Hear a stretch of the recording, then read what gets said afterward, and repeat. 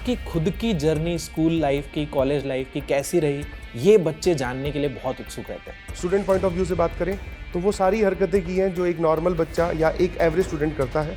But हाँ, एक point of time पे ऐसा रियलाइज़ हो गया था कि अगर सिर्फ मस्ती मजाक ही करते रहे तो ज़िंदगी में कुछ सीरियस मिलेगा नहीं। तो हर प्रकार के डिस्ट्रैक्शन आपके सामने आने वाले हैं, whether it drugs, alcohol, paper लिखना और भी, मतलब वो तो जितना जैसे जैसे कॉलेज का माहौल होगा उस हिसाब से। बट आपको सटीक रहना है, आपको देखना है कि यहाँ क्या चुनना है क्या नहीं चुनना है, ईजी रास्ता तो नहीं चुनना है। आप अगर अपनी मेहनत नहीं करोगे तो ज़िंदगी में कुछ सीरियस मिलेगा नहीं। तो 100% गारंटी के साथ बोल रहा हूँ कि आपकी हिस्से की मेहनत कोई और कर ले जाएगा और दुनिया किसी और के लिए ताली बजाएगी। आप हो सकता है ताली बजाने वाली भीड़ में खड़े हो। डर मुझे भी लगा फासला देखकर, पर मैं बढ़ता गया रास्ता देखकर। खुद ब खुद मेरे नजदीक आ गई मेरी मंजिल, मेरा हौसला देखकर। दोस्तों, आप लोगों के संघर्ष में आप लोगों का हौसला बढ़ाने के लिए जेईई के सुपरस्टार, मैथ्स के बेताज बादशाह और लाखों बच्चों के फेवरेट हमारे सचिन सर। बहुत बहुत धन्यवाद सर इतने जोरदार इंट्रोडक्शन के लिए। Sir thank you so much. Thank you so much sir, आपने अपना कीमती टाइम दिया हम लोगों को। नहीं सर, थैंक्स आप लोगों के लिए, आपने मुझे बुलाया, इस लायक समझा कि आके मैं बात करूं। सर, बहुत सारे बच्चे, इनफैक्ट जितने भी बच्चे जेईई की प्रिपरेशन करते हैं, लाखों बच्चों की जर्नी में आपका योगदान रहता है। उनकी आईआईटी और एनआईटी की जो प्रिपरेशन की जर्नी रहती है उसमें आपका कंट्रीब्यूशन बहुत बड़ा रहता है। आपका जो मैथ्स के लेक्चर हैं सारे बच्चे देखते हैं। बट आपकी खुद की जर्नी स्कूल लाइफ की, कॉलेज लाइफ की कैसी रही, ये बच्चे जानने के लिए बहुत उत्सुक रहते हैं। अच्छा मतलब आप अंदर की बातें पूछना चाह रहे हो कि मैं एज ए स्टूडेंट कैसा था? जी सर। तो सर 8वीं 9वीं 10वीं तक अपने को नहीं पता होता कि आगे आने वाला जो, इनफैक्ट अगर मैं अंदर की बात बताऊं तो मुझे तो जेईई की प्रिपरेशन के बारे में नहीं पता था। मैं हॉस्टल में रहने वाला लड़का था, मतलब बचपन से ही हॉस्टल में पढ़ा हूँ। तो हमारा क्या होता, शाम को कुछ खेलने का हमारा टाइम रहता है, तो उसमें डे स्कॉलर्स जो होते हैं, जो स्कूल में आते हैं, हॉस्टल में नहीं रहते, तो वो भी शाम को खेलने आते थे। उनसे अच्छी दोस्ती थी हमारी, हम साथ में खेलते थे। तो एक बार हम लोग खेल रहे थे, तो खेलते खेलते बात चली कि यार जेईई का फॉर्म भरना है। ठीक है, जेईई नाम लिया था उसने। जी सर। तो अच्छा, वो आपस में बात कर रहे हैं, मैं भी उस गेम में पार्टिसिपेटेड था। तो मैंने कहा यार ये अब पूछने की हिम्मत इस वजह से नहीं हो रही क्योंकि दोस्त हैं, बताना नहीं चाह रहे हैं शायद। तो फिर मैंने चुपके से पूछा, मैंने कहा ये क्या है? बोले कि एक AIEEE और जेईई की बात कर रहे थे वो। तो बोले एग्ज़ाम होता है और उसकी प्रिपरेशन कोटा में होती है और जो सेलेक्ट हो जाते हैं उनको IIT में एडमिशन मिलता है। तो भैया फिर मैंने अब उनसे तो ज़्यादा नहीं पूछा, फिर मैंने पता करना स्टार्ट किया। जी सर। मेरे जो भैया हैं, जो पहले दीदी वगैरह ने जिसने तैयारी की है, उनसे फ़ोन मिलाकर पूछा। मैंने कहा ये क्या होता है, तो उन्होंने समझाया। मैंने कहा ठीक है। फिर बाकी जानकारी दोस्तों से ली। मैंने कहा कैसे प्रिपरेशन होगी? बोले कोटा जाना पड़ेगा। और उस टाइम पे कोचिंग्स में भी एडमिशन के लिए टेस्ट हुआ करते थे। अब ऐसा नहीं है कि आजकल वाला सिनेरियो नहीं है कि आप जाओ पैसे दो आपका एडमिशन हो जाएगा। उस टाइम पे कोचिंग में एडमिशन लेने के लिए भी आपको एक टेस्ट क्वालिफाई करना पड़ता था।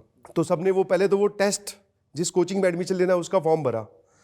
तो हम वो जिनसे मैंने बात सुनी थी वो 4 लोग थे, एक मैं, 5 टोटल। हम 5 लोगों ने वो पेपर दिया।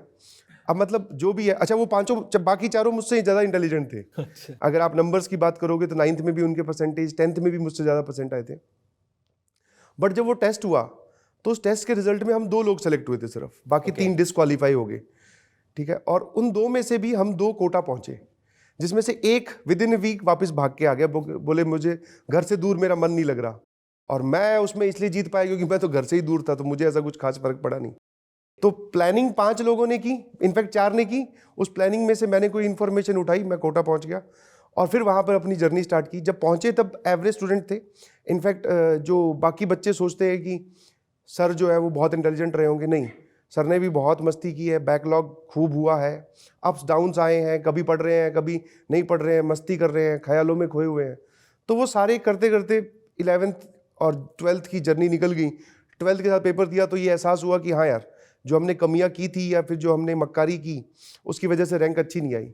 फिर ड्रॉप लेने का सोचा, फिर एक बार और ड्रॉप किया, कोटा से ही प्रिपरेशन की, कोटा में ही रहकर ड्रॉप किया।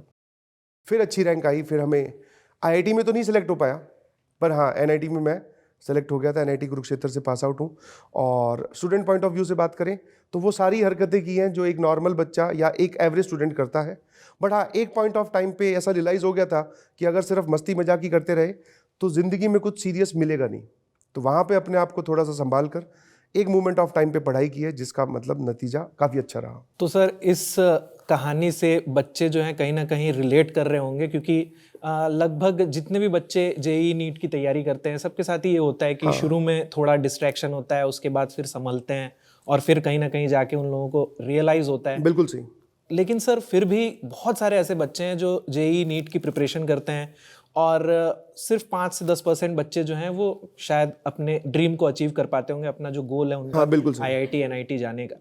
बट उसमें से बहुत सारे ऐसे बच्चे हैं सर जो फिर किसी प्राइवेट कॉलेज में एडमिशन ले लेते हैं और उसके बाद फिर उनको जब अपना ड्रीम आगे और बढ़ाना होता है, उनको और आगे लाइफ में कुछ और अच्छा करना होता है, तो फिर उनके पास क्या क्या चॉइसेस रहती हैं, फिर उनके पास क्या क्या ऑप्शंस रहते हैं? जनरली तो हाँ, मतलब ये देखा है कि बहुत सारे बच्चे जो इंजीनियरिंग ऑप्ट कर लेते हैं, फिर जेई की प्रिपरेशन में भी लग जाते हैं, और बहुत सारे बच्चों का जेई में सिलेक्शन नहीं होता, फिर वो मेंस में, मतलब आजकल जिसको हम जेई मेंस बोलते हैं, एनआईटी में भी सिलेक्शन नहीं होता, तो फिर वो एमएससी बीएससी वाला रास्ता उठाते हैं।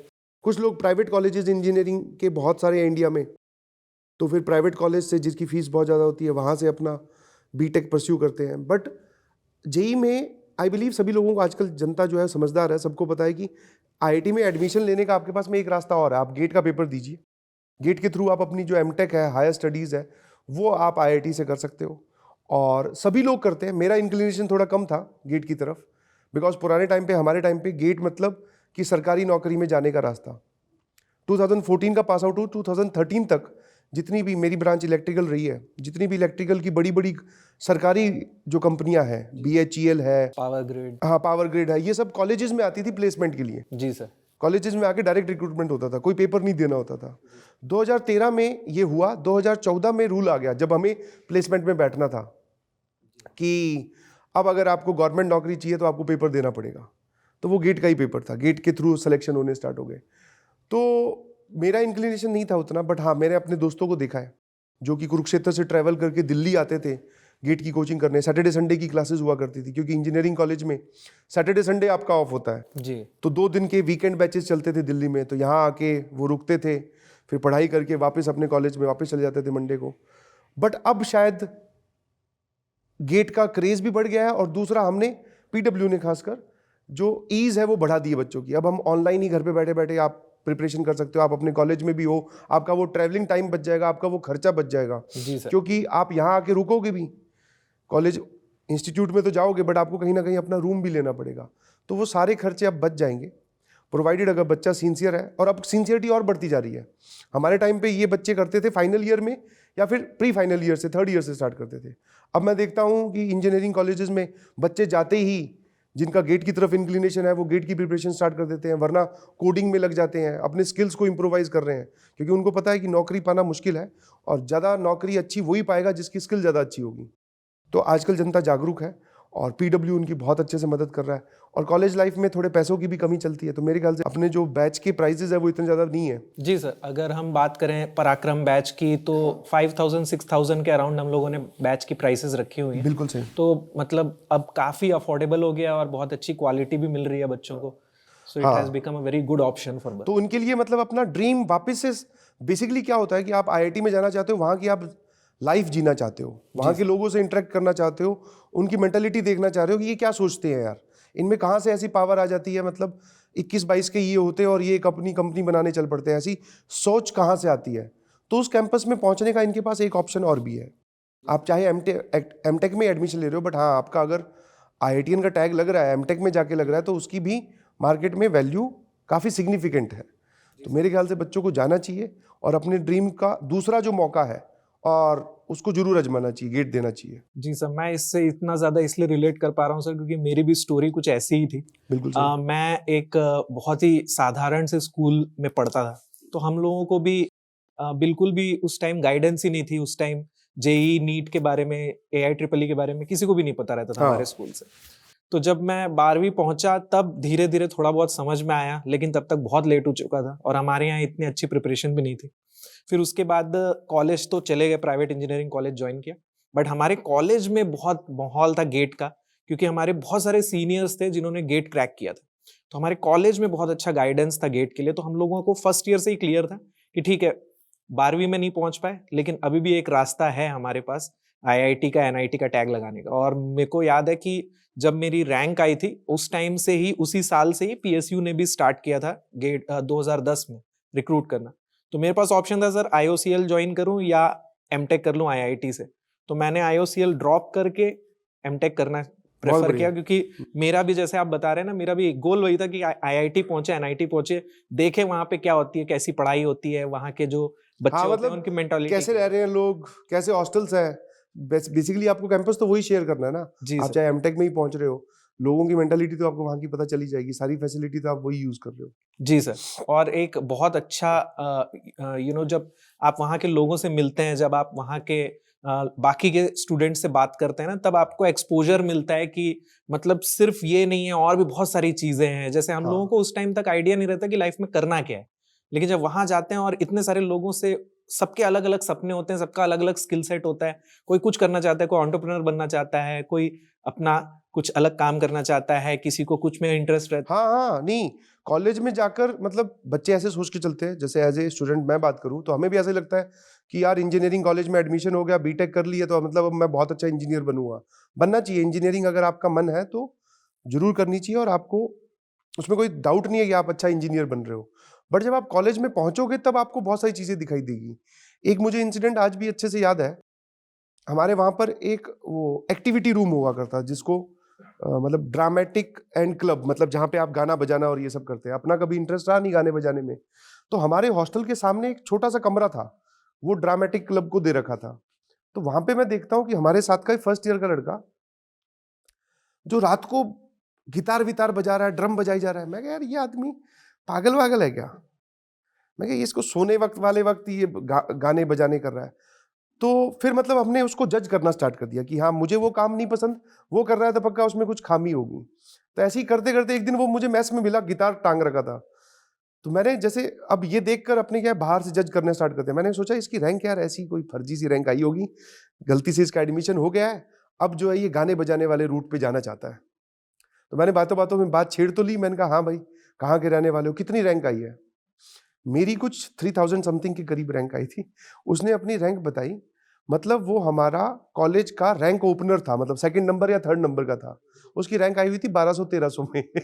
तो मैं उससे वो रैंक पूछते ही पहले तो शांत हो गया। मैं कहा हाँ भाई हमसे ये स्किल सेट में ऊपर है। अब इसकी इच्छा इस तरफ जाने की है तो ये अपने इस स्किल को परस्यू कर रहा है। बाद में उसने मतलब कॉलेज के जितने भी फेस्ट होते थे परफॉर्म करना स्टार्ट किया। अब मुझे पता चला है, मेरी उससे दोस्ती थोड़ी कम थी, बातचीत कम थी, क्योंकि कॉलेज में आते हो तो आपका एक अलग ग्रुप बन जाता है, फिर उन्हीं से ही बात होनी स्टार्ट हो जाती है। बट आप पता चला कि उसने अपना एक बैंड खोल रखा है। ठीक है, तो जब आप जाते हो तो वो भी इंजीनियर बनने के हिसाब से ही गया होगा। वहां जाके देखा कि हाँ यार ये वाला स्किल मैं इंप्रूव कर सकता हूँ। बहुत सारे लोग प्रोफेशनली क्रिकेट खेल रहे हैं, बहुत सारे लोग जो हैं वो अब इसमें एक्टिंग वाली लाइन में है, बहुत सारे लोगों ने अपनी कंपनी स्टार्ट कर रखी है, बहुत सारे लोगों ने आईपीएस आईएएस यूपीएससी क्लियर करके उस रास्ते पे चले गए।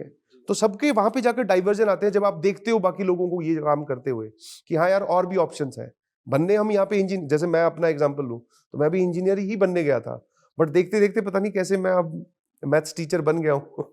तो ये सारे ऑप्शन जब ये कॉलेज में जाएंगे तब इनको पता चलेगा।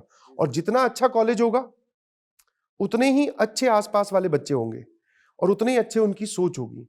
तो आप उनको देखकर इंस्पायर होगे कि हाँ यार ये कर रहा है तो मैं भी ऐसा कर सकता हूँ। इसका गाने बजाने में इंटरेस्ट है तो मेरा खेलने में है तो मैं इस तरफ चल पड़ता हूँ।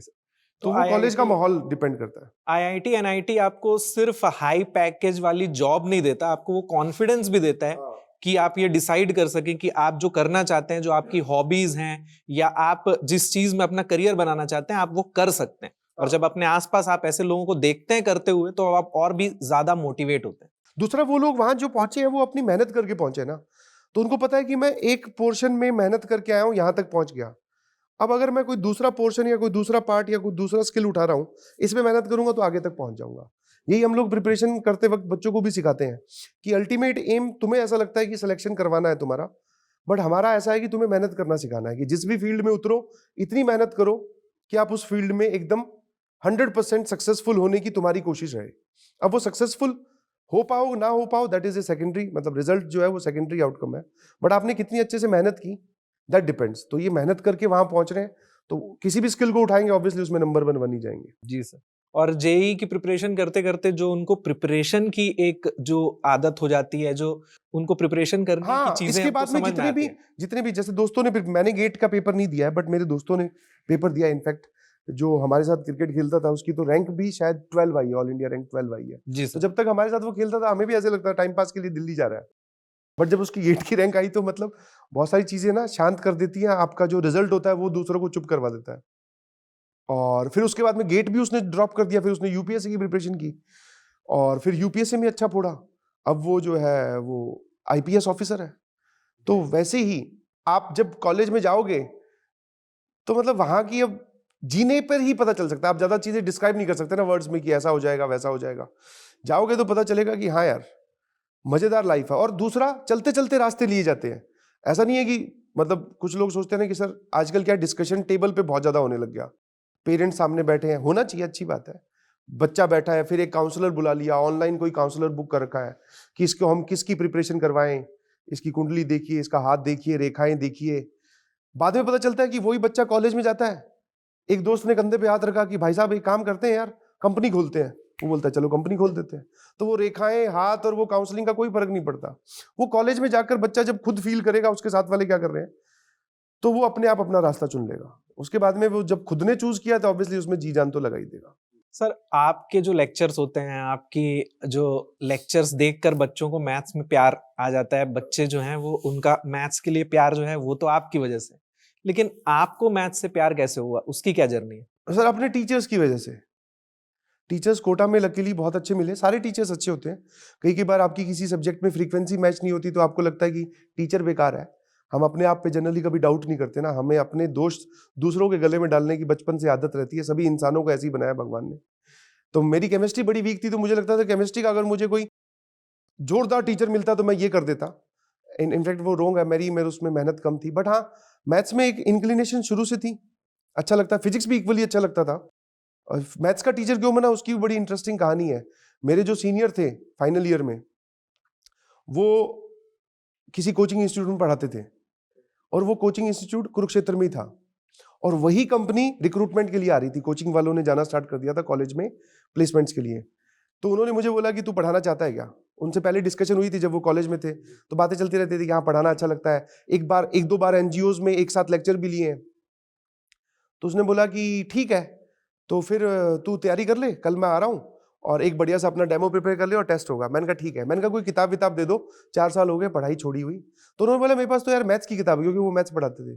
तो मैंने उनसे फिजिक्स की किताब मांगी थी, काइनेमेटिक्स, और जिसमें वर्क पावर एनर्जी होता है। मैंने कहा वो वाला एक मुझे मॉड्यूल दे दो, किताब दे दो आपकी कोचिंग का, मैं पढ़ के जो है वो डेमो तैयार कर लूंगा। तो उन्होंने बोला शाम तक का टाइम दे। अब जिससे उन्होंने फिजिक्स की किताब मांगनी थी, वो उनका जो दोस्त था वो भी गायब था, वो छुट्टी वुट्टी पे होगा। तो वो बोले कि यार मेरे पास नहीं मिल पा रही है। फिर मैंने कहा लास्ट में, फिर मैंने कहा चलो एक काम करो, मैथ्स की किताब दे दो। तो उन्होंने मैथ्स की किताब दी, फिर मैंने मैथ्स का डेमो तैयार किया। ऑल्दो मैं बनना फिजिक्स का टीचर चाहता था, बट फिर मैथ्स पढ़ाने लगे। बाद में मैथ्स पढ़ाते पढ़ाते अब इतनी अच्छी लगने लगी है कि हाँ ना, ये बढ़िया है, अच्छा लगता है पढ़ाना मैथ्स। और बच्चों का प्यार देखकर और मन करता है। जैसे जनरली लोग पूछते हैं, जो नॉन टीचिंग से होंगे वो ये सोचते होंगे यार ये 10-12 साल से इंसान पढ़ा रहा है, ये वही चीज पढ़ाते हैं, तो इनका मोटिवेशन क्या आता है, ये बोर नहीं होते एक ही चीज को बताते बताते। तो हम कभी बोर नहीं होते, बिकॉज बहुत सारी चीजें तो हमें बच्चे सिखा देते हैं। दूसरा, जब बच्चा आके बोलता है ना कि सर आपने पढ़ाया, हमारा सिलेक्शन हो गया, आपने वो जो उस दिन बात बोली थी मैंने उसको अपनी जिंदगी में उतारा और अब मैं यहाँ पहुंच गया हूं, तो उन सब बातों से हम लोग भी इंस्पायर होते हैं, हम भी मोटिवेट होते हैं। और फिर जैसे ही कोई नया बैच आता है उसमें फिर जी जान लगा देते हैं कि इसमें से भी मैक्सिमम बच्चे सेलेक्ट होनी चाहिए। बच्चे से ज्यादा इंटेंसिटी हमारी रहती है उसको सेलेक्ट करवाने की। तो बस वही एक इंटेंशन है जिसकी वजह से बच्चे पसंद कर रहे हैं। क्योंकि अगर आपकी इंटेंशन पॉजिटिव है, आप बच्चों को सेलेक्ट करवाना चाहते हो, दिन रात उनकी पॉजिटिविटी के लिए काम कर रहे हो, तो ऑब्वियसली आप कामयाब अच्छे टीचर बन ही जाओगे। आपका इंटेंशन यही है कि मुझे लेक्चर लेकर निकलना है, घड़ी देख देख के लेक्चर ले रहे हो, तो फिर तो फिर आपका इंटेंट गड़बड़ होने लगता है। तो फिर बच्चा धीरे धीरे समझ जाता है कि यार ये भला नहीं चाहता, ये तो टाइम पास कर रहा है। जी सर। इनफैक्ट जब ऑफलाइन पढ़ाते थे तो फिर तो बच्चे सामने होते थे, उनका जो एक्सप्रेशन होता था उससे तो काफी मोटिवेशन मिल जाता था। बट अब जब ऑनलाइन क्लासेस होती हैं तो थोड़ा हम लोगों को भी थोड़ा सा मुश्किल लगता है। लेकिन वो जो चीज आपने बोली कि बच्चों की जो रैंक आती है और उसके बाद जब बच्चे उसका श्रेय आपको देते हैं, उसी मोटिवेशन से हम लोगों को क्लास लेने की मोटिवेशन मिलती है। और कहीं ना कहीं ऑनलाइन क्लासेस लेना जो है वो आज की डेट में हमारे लिए इसलिए आसान है क्योंकि ये बात है। आज की डेट में अगर 6-6 घंटे भी ऑनलाइन क्लासेस लेनी पड़ती हैं तो उतना तकलीफ नहीं होती, नहीं, यही बिल्कुल सोच तकलीफ कर। नहीं होती, क्योंकि आपको पैन इंडिया से बच्चा सुन रहा है ना। जी सर। पता नहीं कौन से कोने में बैठ के, कहाँ का राजस्थान का बच्चा है, बिहार का है, एमपी का है, केरला का है, कहाँ का सुन रहा है, और कौन सी आपकी बात से कौन सा वो मोटिवेट हो जाए, कब वो पढ़ाई करना स्टार्ट कर दे। तो वो एक आपके दिमाग में अगर वाइड इमेज चल रही है कि हाँ यार बहुत सारे बच्चे मुझे सुन रहे हैं, मुझे बहुत अच्छे से पढ़ाना है। आप ऐसे समझो ना, आपका 1.5 घंटे का लेक्चर है, तो वो जितने बच्चे आपको सुन रहे हैं उनकी जिंदगी के 1.5 घंटे, तो कितना वो इंपॉर्टेंट टाइम हो गया। जी सर। तो उसमें फिर आप जो है उस चीज को फील करके जब पढ़ाने लगते हो, जी तो फिर मतलब एक अलग ही रिप्रेजेंटेशन या अलग ही एक लेक्चर निकल के आता है। बच्चे फिर उसके बाद बोलते हैं सब मजा आ गया। जी सर।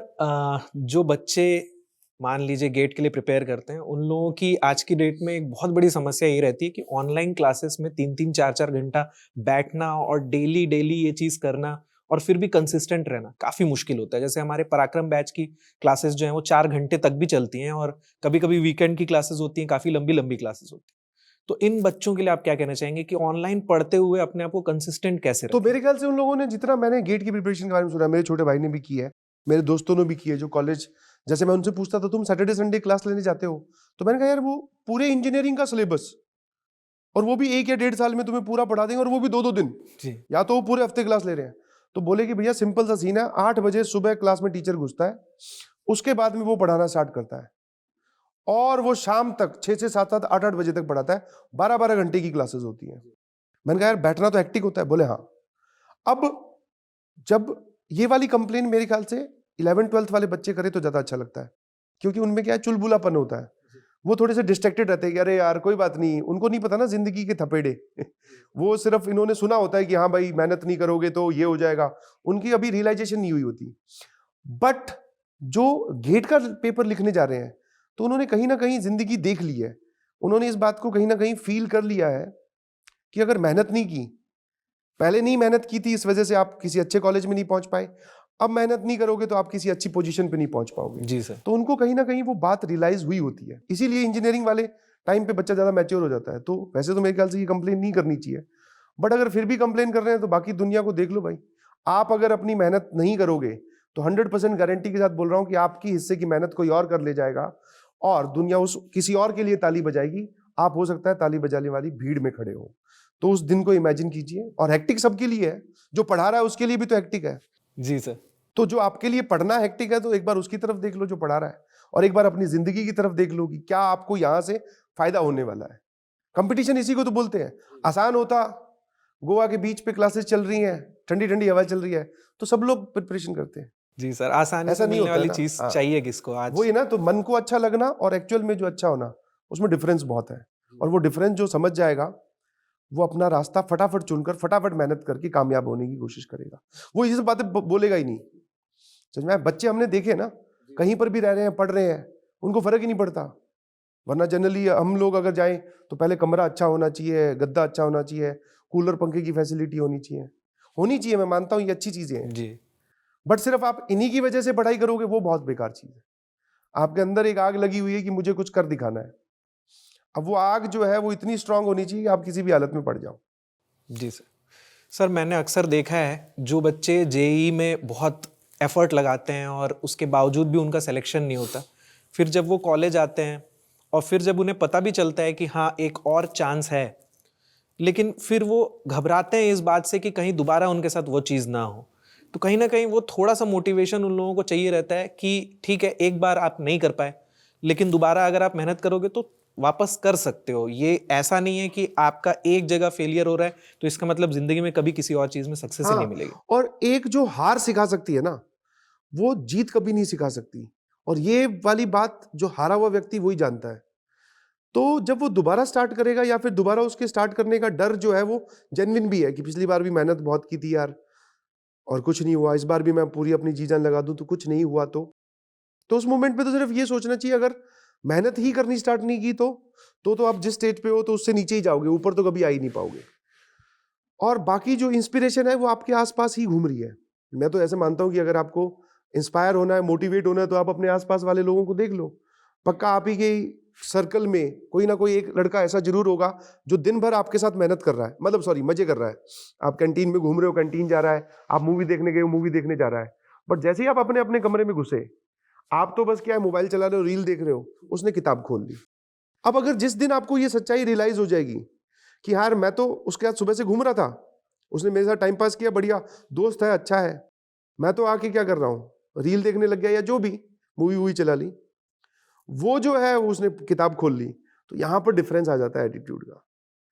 तो उस चीज को अगर आप इमेजिन करोगे दिमाग में, तो समझ में आ जाएगा कि हाँ यार, बंद कमरों में इतनी सारे बच्चे हैं, पॉपुलेशन बढ़ गई है, इतने सारे बच्चे हैं, पता नहीं किस किस लेवल पे मेहनत कर रहे हैं। तो एक बार उनकी सिचुएशन आपको अगर कोई दिखा दे कि देख ले भाई ये इतना पढ़ रहा है, तो आपको अपने आप समझ में आ जाएगा कि हाँ मैं तो कुछ नहीं पढ़ रहा और मुझे पढ़ना चाहिए। और हारे हुए के पास तो हारने के लिए कुछ होता थोड़ी है, उसके पास तो ज्यादा और बढ़िया है ना, कि नहीं हुआ तो कोई बात नहीं, पहले भी हमने ऐसा झेला है, हाँ। हमने झेल रहा है, फिर झेल जाएंगे। और जितना आपको हार सिखाएगी, जितना स्ट्रांग करेगी, उतना कोई और चीज तो कभी कर भी नहीं सकती। जी सर।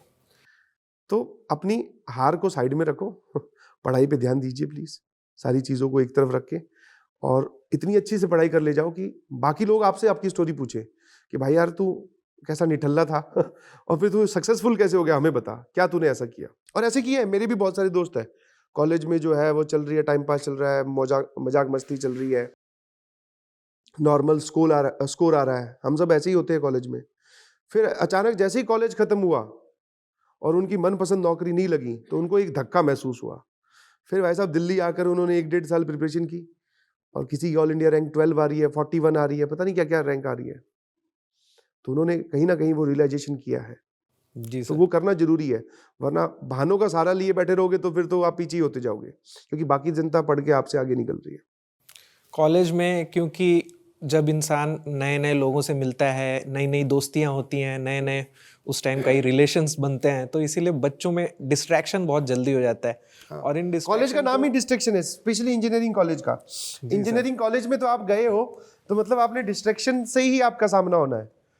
हाँ, आगे आप क्या बोल रहे थे वो बताइए प्लीज। इंजीनियरिंग का तो है ही ऐसा ही है कि इंजीनियरिंग कॉलेज में बच्चों को सब कुछ करना रहता है, उसी टाइम ही उन लोगों को ये सारी चीज़ें भी करनी रहती है, उसी टाइम पढ़ाई भी करनी है, उसी टाइम करियर भी बनाना है, तो बहुत सारी चीज़ें एक साथ करनी रहती है। तो आपको आपके इंजीनियरिंग लाइफ का कोई ऐसा इंसिडेंट जो लगा हो आपको कि ये टर्निंग पॉइंट था? सर देखो, पहली चीज तो मेरे ख्याल से फर्स्ट ईयर में तो मजे करने चाहिए जी। क्योंकि अभी जो जेई नीट की प्रिपरेशन, जेई की प्रिपरेशन जो करके गया है, अब उसका हुआ है या नहीं हुआ वो एक सेपरेट स्टोरी है, बट जब अपने कॉलेज में पहुंचा तो मेहनत तो करके आया ना, आप किसी भी कॉलेज में पहुंचा है तो 1 साल तो उसको मजे लेने चाहिए। जाओ फर्स्ट ईयर को एंजॉय करो, देखो समझो कि कॉलेज में है क्या क्या। तुम्हें ऐसा लगता है कि सिर्फ बीटेक होती है, नहीं भाई, वहां पे और भी बहुत सारे काम हो रहे हैं। आप जाके पहचानो कि वो क्या क्या हो रहा है, क्या क्या आपके पास ऑप्शंस है। उसके बाद में धीरे धीरे जब आप सारी चीजें देखने लगोगे तो आपके सामने ऐसे भी लोग आएंगे, ऐसे भी बच्चे आएंगे जो आप देखोगे कि फर्स्ट ईयर में ही जैसे कोडिंग की प्रिपरेशन स्टार्ट कर दी, कोड सीख रहे हैं, कुछ लोग 11-12 से ही सीख के आते, इतने महान होते हैं। तो आपको लगेगा कि हाँ यार, ये लोग यहाँ पहुंचने के बाद भी, चाहे वो प्राइवेट कॉलेज में पहुंचे हैं, चाहे वो IIT NIT में पहुंचे हैं, तब भी उन्होंने अपनी मेहनत जो है वो कम नहीं की। तो आपके पास कॉलेज में, स्पेशली इंजीनियरिंग कॉलेज की बात करूँ, टाइम ही टाइम है। अटेंडेंस का रूल बहुत कम कॉलेजेस में होता है। आपके पास लेक्चर अटेंड कर रहे हो तो भी ठीक है, वरना प्रॉक्सी लग जा रही है। मैं मतलब मोटिवेट नहीं कर रहा हूँ कि प्रॉक्सी लगवाओ, बट यस आपके पास टाइम है। सैटरडे संडे की तो वैसे ही छुट्टी होती है। हाँ। जो आपका इवन वाला सेमेस्टर आएगा, उस इवन, मतलब ऐसा बोला जाता है और सही भी है, हमें बोला गया था कि 12 महीने का एक साल होता है ना, आपकी 7 महीने की क्लासेस लगेंगी। और हमने पूरा, तो मैंने अपने कॉलेज लाइफ में गिना था, एक बार हमारा जो 3rd ईयर था उसमें हमारी पूरी क्लासेस लगी थी, फर्स्ट और सेकंड मतलब दोनों सेमेस्टर मिलाकर 6 महीने 13 दिन, 7 महीने से भी कम। तो मतलब आपके पास पूरे साल में 6 महीने फ्री हैं जी। पूरे फ्री है, जिसमें आप छुट्टी, एक क्लास भी नहीं लग रही है। तो उन 6 महीने को बांट के रखो ना भाई। 2 महीने आपके एंजॉयमेंट के अलग कर दो, पूरे 2 महीने एंजॉयमेंट के, बाकी 4 जो बांटे हैं आप उनको देख लो कि क्या करना है जिंदगी में इससे आगे। मतलब इन 4 महीने का हम क्या अपनी स्किल जो है वो कौन सी डेवलप कर सकते हैं। तो डिस्ट्रैक्शंस होंगे, इनफैक्ट हर प्रकार का डिस्ट्रैक्शन आपके सामने आएगा, पॉजिटिव भी नेगेटिव भी। पॉजिटिव कैसा कि दोस्त यार बनेंगे, उनसे बातें भी करनी चाहिए, उससे क्या दिमाग हेल्दी रहता है, वो भी पॉजिटिव है। नेगेटिव हर प्रकार के ठीक है, हाँ मतलब जो भी, जैसे आप जाओगे तो वहाँ जाके पता चलेगा कॉलेज में क्या क्या चलता है, नशीले पदार्थ और पता नहीं क्या क्या चीज़ें, ठीक है। तो आपको इतनी समझदारी होनी चाहिए कि हाँ आपको कौन से डिस्ट्रैक्शन की तरफ जाना है और किसको अवॉइड करना है। आपके साथ वाला अगर कोई काम कर रहा है और आपको बोल रहा है कि तू भी कर ले भाई कुछ नहीं होगा, तो आप में अब ये आपके या तो पेरेंट्स के संस्कार दिए होने चाहिए या आप में इतनी समझदारी होनी चाहिए कि आप उस काम को ना बोल सको, चाहे आपका दोस्त बुरा माने चाहे आपके पूरा ग्रुप बुरा माने कि हाँ ये गलत है, दैट मीन्स गलत है। तो डिस्ट्रैक्शंस आपको सारे प्रकार के दिखेंगे। जैसे इनफैक्ट हमारे पास तो जब मैं कॉलेज में गया था तो हमारे पास में तो एक ऑफर ये भी आया था कि आप ये पेपर दोबारा लिखोगे क्या, मतलब आप सेलेक्ट होके आए हो। अच्छा, मैं बोल रहा हूँ हर प्रकार का डिस्ट्रैक्शन सामने आने वाला है, बट आपको पैसे ले लो, मतलब वो ये बोल रहे थे कि पैसे ले लो, आपकी आइडेंटिटी नहीं बताएंगे किसी को, और थर्ड मुन्ना पार्टी भाई बोलते हैं हाँ इसको। वही पैसे ले लो और आप पेपर में बैठो, इतने पैसे। मतलब कॉलेज में क्या होता है कि बच्चों को सब चीज़ मिलती है बट एक पैसे की कमी रहती है, और इनको ये नहीं पता कि सबके कॉलेजेस में पैसे की कमी रहती है। वो पैसे की कमी के कारण ही तो एंजॉयमेंट ज़्यादा हो पाता है। अब मान लो आपको कॉलेज में ही मर्सिडीज दिलवा दे तो तुम काहे का कॉलेज एंजॉय करोगे, तुम उस मर्सिडीज में ही घुसे रहोगे। तो हर प्रकार के डिस्ट्रैक्शन आपके सामने आने वाले हैं, whether it drugs, alcohol, paper लिखना, और भी मतलब वो तो जितना जैसे जैसे कॉलेज का माहौल होगा उस हिसाब से। बट आपको सटीक रहना है, आपको देखना है कि हाँ क्या चुनना है क्या नहीं चुनना, इजी रास्ता तो नहीं चुनना है। देखोगे आप दोस्त जो है वो पैसे लगा रहे हैं कहीं पर, तो वो सारी चीज़ें बच्चों को उन डिस्ट्रैक्शन से बचना है। अपने दोस्तों के साथ घूमो फिरो, ट्रिप प्लान कीजिए, गोवा जाना है, कहीं जाना है, घूम के आना है, जाइए, कोई दिक्कत नहीं है। यही ज़िंदगी के बोलते हैं ना गोल्डन पीरियड है। जी सर, ये 4 साल ज़िंदगी में दोबारा कभी नहीं आएंगे, और वो सच बात है। सही बात है। कॉलेज लाइफ ही हाँ। सबसे ज्यादा यादगार हाँ रहता है किसी मतलब के लिए भी। आज भी जितने भी कॉलेज के दोस्त हम जब भी मिलते हैं तो सबके आंखों में ना दिखने वाले आंसू होते हैं, क्योंकि अब थोड़े समझदार हो गए ना, रो तो सकते नहीं, बोले बच्चों वाली तरह रो रहा है, बट सबके दिमाग में और सबके दिल में एक ही चीज चल रही होती है कि यार दोबारा वो कॉलेज का कैंपस कोई दे दे, पैसे हमसे जितने लेना है ले लो, चार्ज करो आप, एक दिन का 1 लाख रुपए, 2 लाख रुपए, 5 लाख रुपए सब देने के लिए तैयार है, बट हमें वो कॉलेज का कैंपस दे दो, हमें हमारा हॉस्टल का कमरा दे दो, और हमें डिस्टर्ब मत करो, खाना वाना भी हम बिना खाने खाए भी रह लेंगे। बट अब कोई ऐसा लॉ नहीं है, कोई ऐसी फैसिलिटी नहीं है जो आपको दोबारा प्रोवाइड कर सके। तो जब आपको इतने सुनहरी जीवन मिल रहा है, और वो दोस्तों की वजह से ही सुनहरा है, जी सर, क्योंकि आप किसी भी कॉलेज में चले जाओ, ऐसा नहीं है कि आईआईटी में जाओगे तो ही आपकी बहुत अच्छी पक्की दोस्ती होगी, आप प्राइवेट कॉलेज में जा रहे हो तब भी आपको ऐसे दोस्त मिलेंगे। तो उस जीवन को भी एंजॉय करना बहुत जरूरी है, और जब आप उस एंजॉयमेंट में निकलोगे तो अपने आप आपके समझदारी वाला ग्रुप बना है तो वो आपको अपने आप बता देगा कि हाँ यार ये ग्रुप किस तरफ जा रहा है, ये लोगों की इंक्लिनेशन क्या है, इनकी थॉट प्रोसेस क्या है, ये लोग अच्छा गेट की प्रिपरेशन कर रहे हैं तो मुझे भी इस बारे में एक बार सोचना चाहिए। तो वो ग्रुप आपको डिसाइड करेगा। तो एंजॉयमेंट करो, डिस्ट्रैक्ट भी हो, मैं बिल्कुल मना नहीं कर रहा हूँ, डिस्ट्रैक्ट मत हो एकदम बोले एकदम सज्जन पुरुष बन जाओ, नहीं भाई, कॉलेज तो उम्र ही बिगड़ने की होती है। और मैं यहाँ पे पता चला ज्ञान दे के चला जाऊँ कि नहीं, क्योंकि हम सब ने कॉलेज में कहीं ना कहीं एंजॉयमेंट फुल लेवल पे किया है जी, तभी हम जानते हैं ज़िंदगी बहुत अच्छी है, करना चाहिए, साथ साथ में अपने करियर के बारे में भी सोचना चाहिए। तो यही 4 साल हैं सबके पास, इन्हीं 4 सालों में आपको नए दोस्त भी बनाने हैं, इन्हीं 4 सालों में बन आपको जाएंगे कॉलेज अपने लाइफ आप, एंजॉय भी करना है। बनाने के लिए मेहनत करने की जरूरत नहीं है, अपने आप बन जाएंगे। हाँ, लेकिन इन्हीं 4 सालों में आपको अपना करियर भी बनाना है, तो आप अपने करियर के लिए भी थोड़ा सजग रहिए, थोड़ा अवेयर रहिए, और और इतनी सारी चीजें देखिए। चल रही है, मतलब अब तो सब कुछ यूट्यूब पे, ऐसा बोलते हैं ना सब कुछ यूट्यूब पे, सब कुछ जी ऑनलाइन सर। है। आप अगर ध्यान से देखोगे तो आपको पता चल जाएगा कि क्या चल रहा है। इतने सारे ऑप्शंस है, जो अच्छा लगे वो पिक करो ना भाई। और जब आपको अच्छा नहीं, आपको ये नहीं समझ में आ रहा कि क्या पिक करूं, तो फिर ये देखो कि बाप के जो साथ वाला दोस्त है वो क्या कर रहा है, फिर उसके साथ हो जाओ। अगर आप में इतनी कैपेबिलिटी नहीं है, कहीं ना कहीं कई बार हम में ऐसा होता है कि हम ये नहीं सोच पाते कि यार मैं क्या करूं, तो पहले तो ये देख लो कि आपको क्या नहीं करना, और दूसरा आपका बाजू वाला क्या कर रहा है, आपका दोस्त क्या कर रहा है, उसके साथ ही मिल जाओ, कम से कम दोस्ती तो लंबे टाइम तक चलेगी।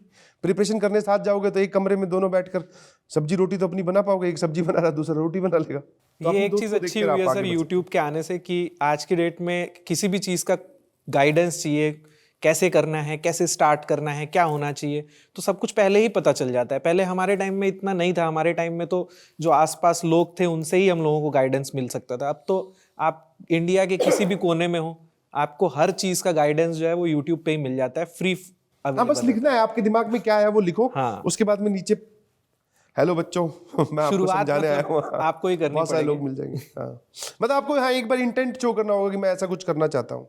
जी सर। तो दोस्तों, जैसा कि सर ने बताया, आप लोगों को इन 4 सालों में ही सारी चीजें करनी है, लेकिन साथ में अपने करियर के लिए भी थोड़ा अवेयर फोकस रहना है, बिल्कुल सही। और अगर आप लोग ये सोच रहे हैं कि आपका जो एफर्ट था वो वेस्ट हो गया है, अब दोबारा आप नहीं लाइफ में कुछ अच्छा कर सकते, तो ऐसा बिल्कुल भी नहीं है। आप दोबारा से लड़िए, आप दोबारा से मेहनत कीजिए, आप दोबारा से प्रिपेयर कीजिए। अभी भी आपके पास बहुत सारे रास्ते हैं, सिर्फ गेट नहीं, आपके पास इंजीनियरिंग सर्विसेज और भी बहुत सारे एग्जाम होते हैं। आप किसी भी फील्ड में अपना करियर बनाना चाहें, आप किसी भी फील्ड में आगे जाना चाहें, आप जा सकते हैं और आप वापस से अपनी जंग लड़के वापस से उसको जीत सकते हैं। तो इसी के साथ इस पॉडकास्ट को यहाँ एंड करते हैं। Sir, thank you so much, बहुत बहुत धन्यवाद सर। टाइम दिया। Thank you so much sir, thank you so much.